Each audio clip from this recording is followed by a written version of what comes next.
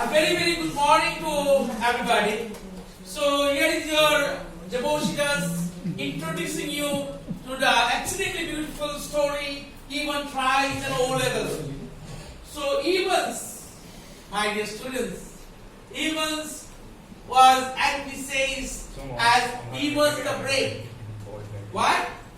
Because Evans was successful in his endeavor to escape from the prison cell 3 times before, and now he has chalked out one plan, or he had hit upon one plan to run away or to abscond from the prison cell for the 4th consecutive time successful.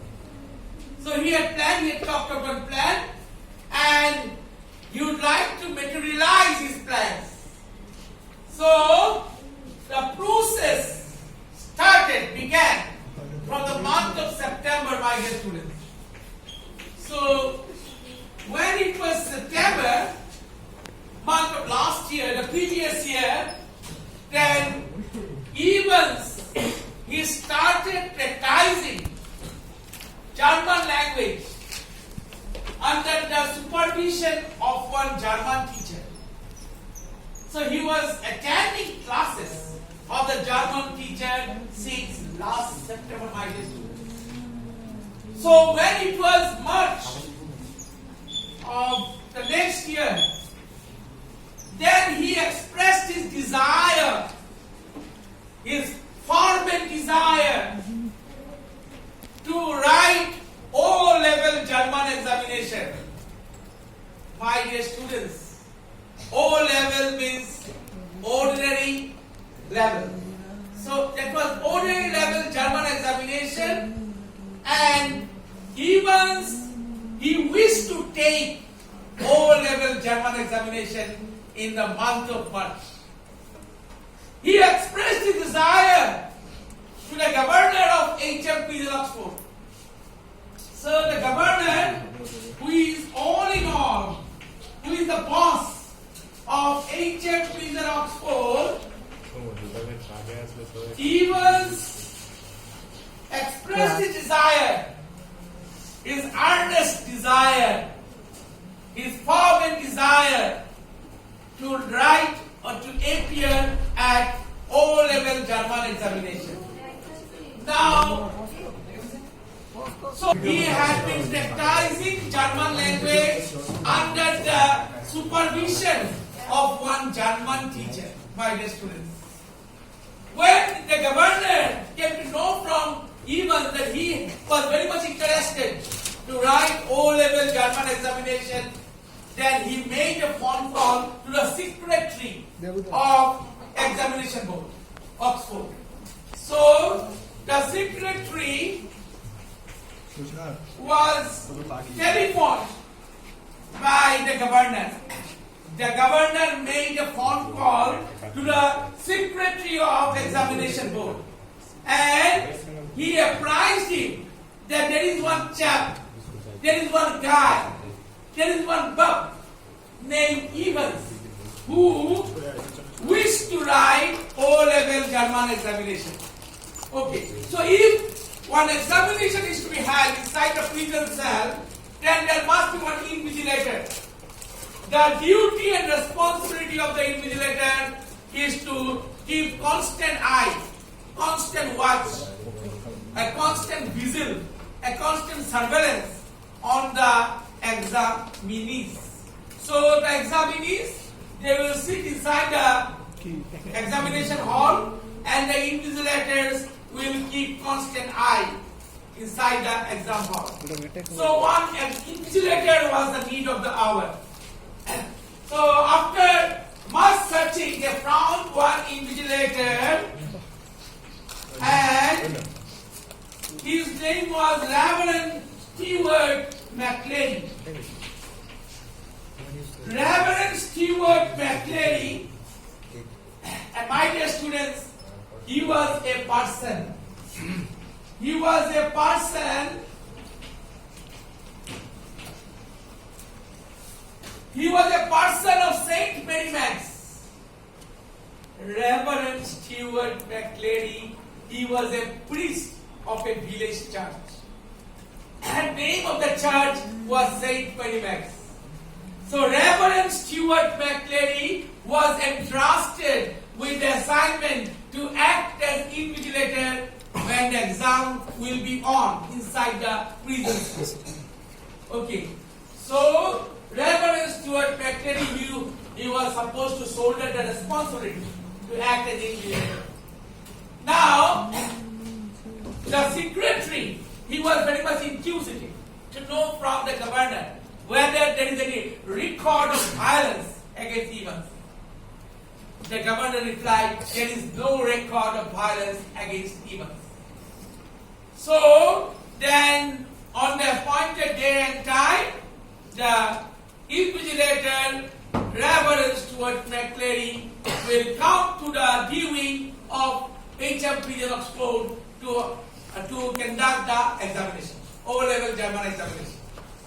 So when the time was 8:30 a.m., the morning 8:30, that the two prison officers, namely Mr. Jackson and Mr. Stephens, they came inside the viewing of HM Prison of School.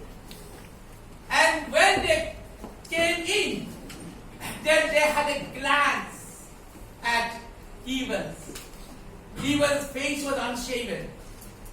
He was looking very much haggard. He was not well dressed. He was having beard. So he must be neat and clean. Actually, whenever, my dear students, whenever we write examination, then we make ourselves very much clean.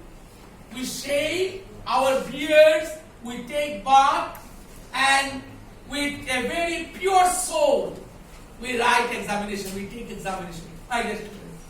So, the prison officers thought that since Evans was not smart, was not looking smart, he was having a beard, so his face must be shaved. So to shave his face, half an hour time was provided to Evans to smarten himself.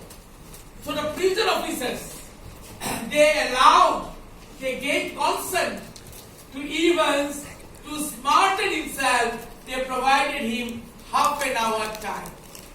And they were very much watchful, they were very much prudent, they were very much careful that the nail scissors and razors should be taken away from the custody of Evans. Had Evans concealed the nail scissors and the razor, those things were sufficient to take Reverend Stewart McClary on hostage.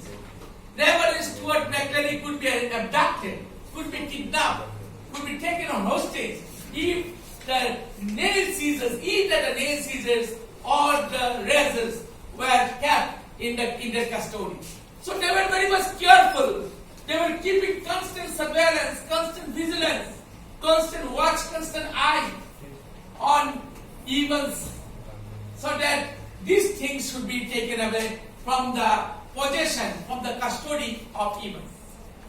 So, Reverend Stewart McClary, who was entrusted with the assignment to act as invigilator, entered the viewing of HM Prison Export with a brown suitcase. The color of the suitcase was brown. There were all important papers inside the brown suitcase, including a sealed question paper envelope.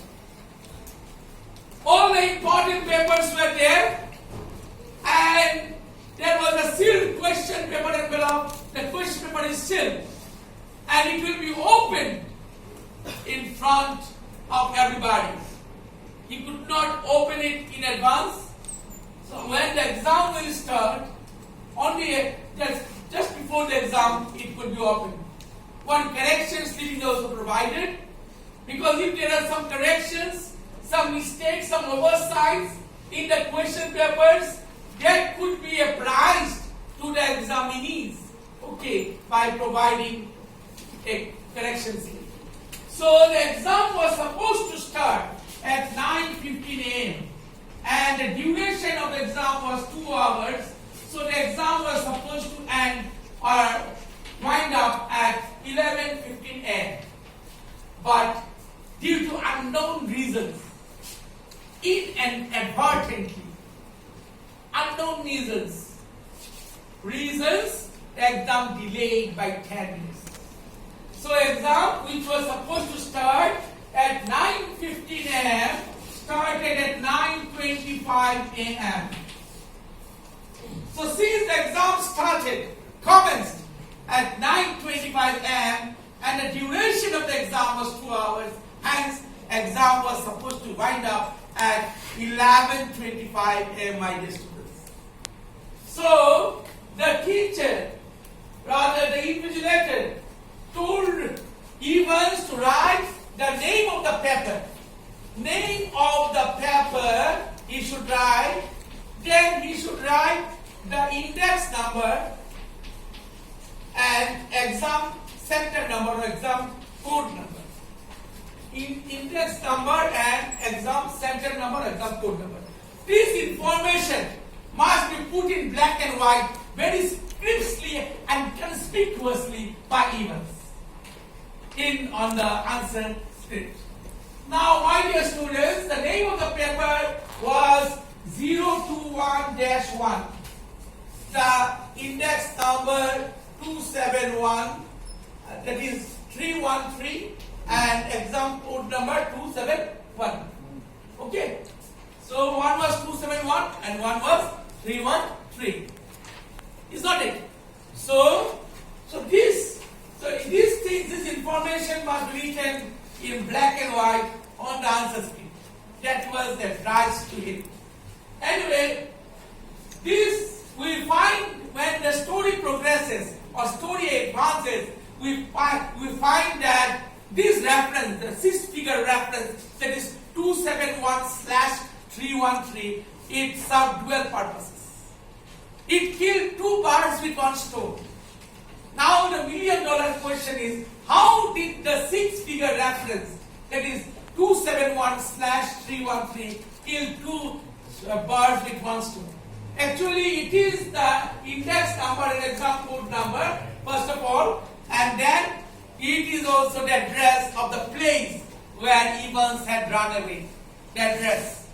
Okay, we find when the play progresses. My dear students, then the exam was going on very smoothly when the time was 9:40 a.m. Before that, inside the prison cell, two hard tables, 2 plastic chairs and 2 hard tables were inserted inside the HM prison of school and inside the D wing of HM prison of school. So on one side, Reverend Stuart McCleary was sitting. On the exactly opposite side, Evans was sitting. And Evans had put his pen on his lips and was gazing at Reverend Stuart McCleary. Was looking very intently at Reverend Stuart McCleary. Stevens and Jackson's they were entrusted to keep constant watch. Okay, Jackson was there for 2 hours.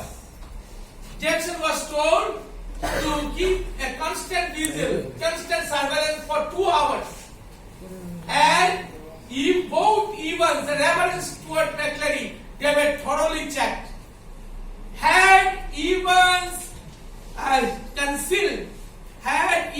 succeeded to conceal even a jackknife, that would be enough to cause problems, to create problems to Reverend Stuart McCleary, and he could run away. So they were very much careful. His whole body was thoroughly searched before entering inside the D-wing of HM prison of school. Anyway, in spite of all that, despite doing so much slog, that relentless endeavor, Evans was successful in the endeavor to hide a false beard, a pair of spectacles, and a weapon. The weapon with which he had hit Reverend Stuart McCleary on his hand. It was written like that. Okay, and that's why his hand was bleeding profusely. So, my dear students, so when the time was 9:40 am, there was a phone call from the Assistant Secretary of Examination Board. He wanted to talk to the governor. Okay, and he informed him that by mistake, through oversight, he forgot to put one correction slip inside the sealed question paper envelope. Okay, so now Stephens, he thought that might be a fake call. Okay, because the person who abruptly made a phone call, okay, could be the accomplice of that event. Now, when the time was 10:50 am, Evans was feeling severe cold, chilly cold, biting cold. So his whole body was shaking, trembling, shivering. So he wished to have a blanket. Okay, in order to save himself from the biting cold, chilly cold, he asked for a blanket. Now Stephens was surprised to see that one blanket was draped over the shoulder of Evans at 10:51 am. Because Stephens thought that just like a batman's leap means jump. Leaping means jumping. Leaping, jumping, hopping, branching. These are all synonyms. Okay, meaning same. Leaping, jumping. So just like a batman's jump, he would suffocate his reference toward McLean with a blanket. That was the conjecture. That was the premonition. That was the assumption which was made by Stephens, the prison officer, junior prison officer. Jackson was the senior prison officer and Stephens was the junior prison officer. He supported it. Now, anyway, when the time was 11:20 am, when the time was 11:20 am, then the invigilator announced that only 5 minutes is left, and after 5 minutes examination will be over. When the time was 11:22 am, then there was another phone call. The governor made a phone call. He wanted that Stephens should accompany Reverend Stuart McClary to the prison gate. Okay, so Stephens should accompany Reverend Stuart McClary to the prison gate. That was said by the governor at 11:22 am. Now, the exam finished at 11:25 am. The invigilator, Reverend Stuart McClary, said that stop writing, the exam is over. While accompanying Reverend Stuart McClary to the prison gate, Stephens found two abnormalities. Now the question comes in the exam. What are the abnormalities noticed by Stephens, the prison officer, while accompanying Reverend Stuart McClary to the prison gate? Abnormality number 1, his black overcoat touched almost to the knees. And number 2, his Scotch accent became harder. So, Scotch. So they belong to, they hail from Scotland. So Scotch accent is pronunciation.